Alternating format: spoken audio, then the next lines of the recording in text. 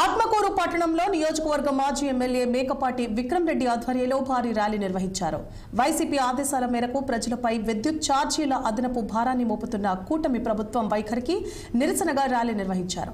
ముందుగా మాజీ ప్రధానమంత్రి మన్మోహన్ సింగ్ మృతికి సంతాపం వ్యక్తం చేశారు. బస్టాండ్ సెంటర్లో డాక్టర్ బిఆర్ అంబేద్కర్ విగ్రహానికి పూలమాలలు వేసి నివాళులర్పించారు.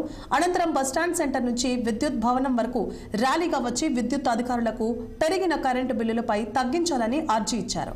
ఈ క్రమంలో మధ్యలో విద్యుత్ అధికారులు లోపలకు రానికుండా తలుపులు వేయడంతో ఒక్కసారిగా వైసీపీ నాయకులు గట్టిగా అరుస్తూ తలుపులు తీశారు. దాదాపు 15,000 కోట్లు ఆంధ్రప్రదేశ్ ప్రజల మీద భారం వేశారు. అందుకే ప్రజల తరఫున ఈరోజు పెద్ద ఎత్తున ఆందోళన చేయాలని, ఈ భారం ప్రజల మీద నుంచి తీసేయాలని చెప్పి కోరుకుంటూ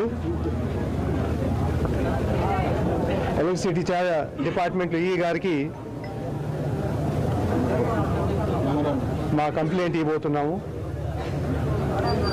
ఈ విధంగా ఇంకా ముందుకు సాగితే, అంటే మీరు ముందే గమనించుంటారు, ఎలక్షన్ టైంలో మాత్రం టీడీపీ నాయకులు కానీ కూటమి నాయకులు కానీ ప్రజలందరికీ హామీ ఇచ్చారు, కరెంటు ఛార్జీలు పెంచము అని, వీలైతే తగ్గిస్తాము అన్నారు. అట్లాంటిది మొదటి సంవత్సరంలోనే దాదాపు 6 నెలలు కాలేదు 15,000 కోట్లు భారం వేశారు. ఈ విధంగా నడిస్తే బీసీలకు 42% రిజర్వేషన్లు ఇచ్చాకనే